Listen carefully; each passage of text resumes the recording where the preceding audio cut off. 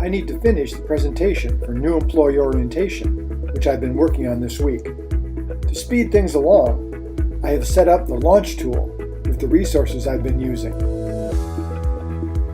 My presentation is in PowerPoint for Windows, and I need a little more room to work on this, so I'll put Windows into full screen.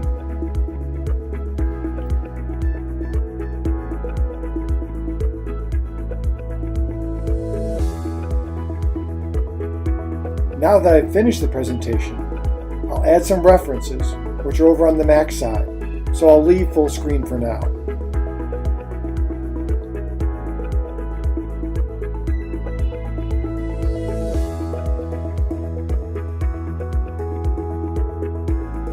Okay, so now I'm ready to present, and I'll use both Mac and Windows to do so. But this Mac desktop is much too cluttered. I'll clean it up with the Hide Desktop tool. Now I'm ready to present.